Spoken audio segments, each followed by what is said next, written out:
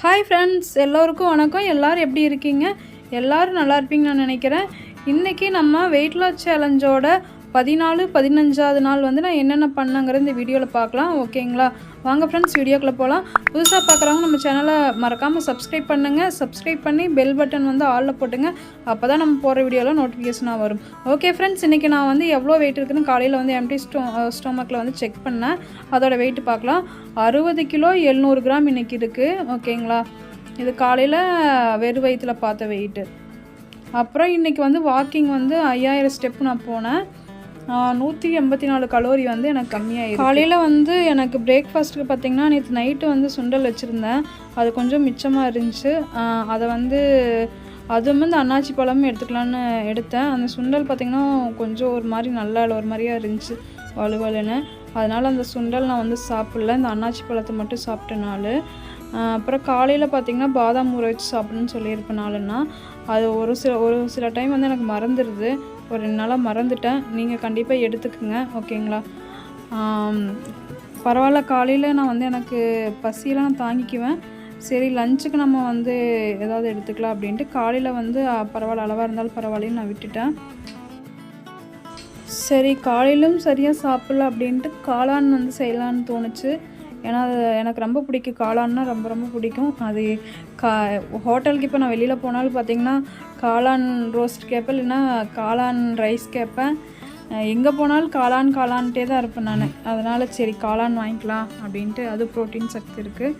சரின்ட்டு மத்தியானம் பார்த்திங்கன்னா கொஞ்சம் நல்லா சாப்பிட்லாம் அப்படின்ட்டு காளான் வந்து சாப்பிட்டேன். உண்மையாலுமே செம்ம டேஸ்ட்டாக இருந்தது. டயட் இருக்கும்போது இது மாதிரியெல்லாம் கொஞ்சம் செஞ்சு சாப்பிட்டா தான் நமக்கும் வந்து அந்த டயட் இருக்கிறது தெரியாது.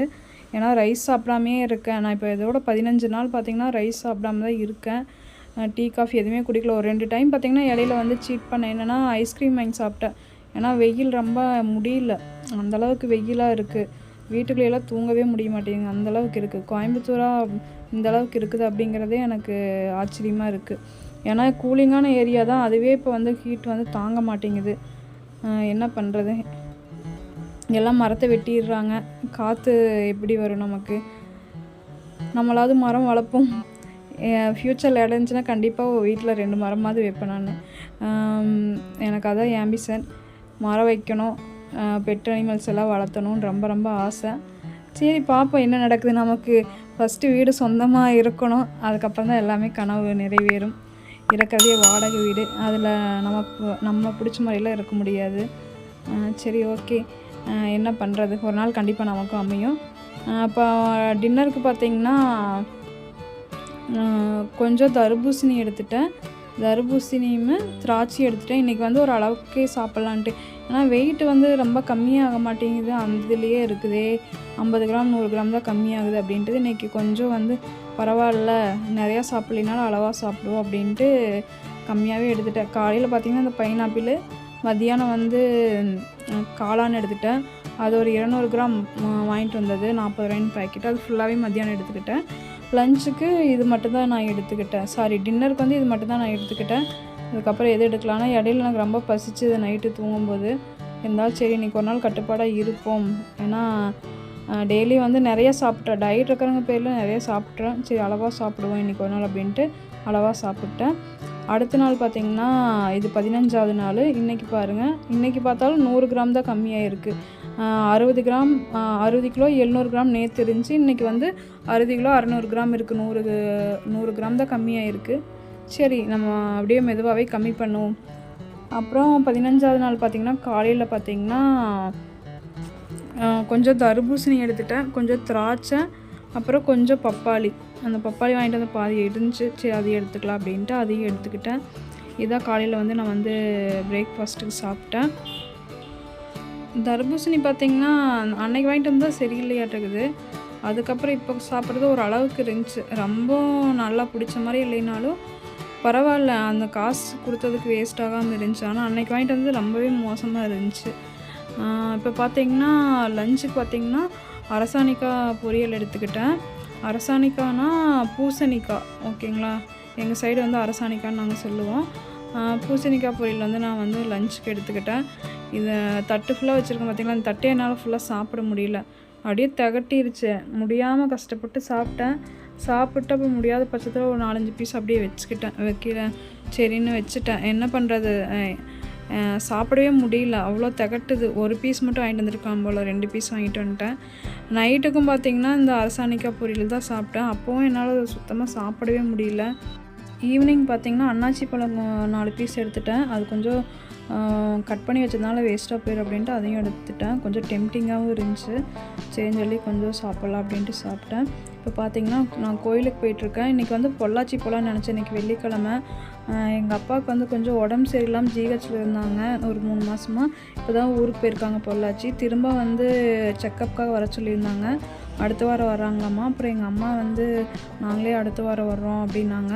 சரி நீ அடுத்த வாரம் வேணால் வந்துக்கோ, நாங்கள் வந்துட்டு போனதுக்கப்புறம் அப்படின்னாங்க. சரி அவங்களே இங்கே வர்றாங்க, நம்ம அடுத்த வாரம் போய்க்கலாம் அப்படின்ட்டு. சரி இன்றைக்கி வெள்ளிக்கிழமை, அங்கே தான் கோயிலுக்கு போக முடியல, இங்கே பக்கத்துலேயாவது போவோம் அப்படின்ட்டு இங்கே கருமாரியம்மன் கோயில் இருக்குது கோயம்புத்தூரில், அந்த கோயிலுக்கு தான் வந்தேன். வந்துட்டு பார்த்திங்கன்னா சாமிக்கு வந்து தீபம் போட்டுட்டு அப்படியே சாமியெல்லாம் நல்லா கும்பிட்டு கொஞ்ச நேரம் உட்காண்ட்ருந்தேன். ரொம்பவே மனசு என்னமோ கஷ்டமாகவே இருந்தது. சரி கோயிலுக்கு வரலாங்கிறதுக்காக தான் வந்தேன். சரி அங்கே தான் போக முடியல, எங்கேயாவது போகலாம் அப்படின்ட்டு.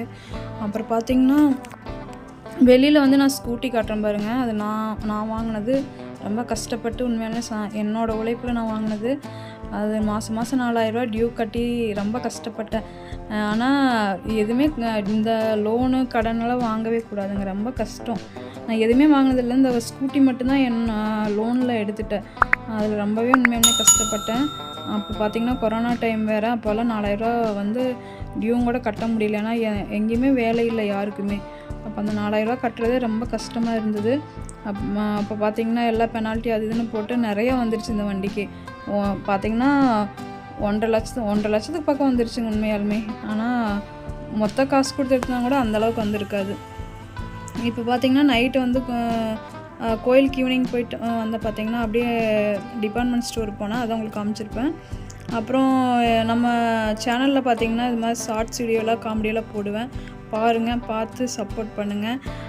நைட்டு வந்து பார்த்திங்கன்னா டின்னருக்கு பார்த்திங்கன்னா அரசாணிக்காய் கொஞ்சம் 2 முட்டை, தர்பூசணி. இந்த டிபார்ட்மெண்ட் ஸ்டோர் காட்டியிருக்கும் பார்த்திங்களா, அங்கே தான் நான் எப்போவுமே வாங்குவேன். கொஞ்சம் ரேட்டும் கம்மியாக இருக்கும். சரி இன்றைக்கி ப்ரோட்டீன் எடுக்கல அப்படிங்கிறதுக்காக 2 முட்டை வாங்கிட்டு வந்தேன். சரி அதுவும் சாப்பிட்லாம் அப்படின்ட்டு. நம்ம சேனல் வந்து புதுசாக பார்க்குறவங்களா இருந்தால் மறக்காமல் சப்ஸ்கிரைப் பண்ணி சப்போர்ட் பண்ணுங்கள் ஃப்ரெண்ட்ஸ். அப்புறம் யூடியூப் சேனலு, இன்ஸ்டாகிராம் ஐடி எல்லாமே பார்த்திங்கன்னா நம்ம சேனல் நேம் வந்து சங்கீதா சாயின்னு இருக்கும். ஸோ அதுலேயும் வந்து ஃபாலோ பண்ணுங்கள், சப்போர்ட் பண்ணுங்கள். இன்ஸ்டாவில், ஃபேஸ்புக்லேயும் ஓகேங்களா, சங்கீதா சாயின் தான் அதுலேயும் இருக்கும். இதே டிபி தான் நான் வச்சுருப்பேன். முடிஞ்ச அளவு நம்ம சேனலுக்கு வந்து லைக் பண்ணுங்கள், கமெண்ட் பண்ணுங்கள்.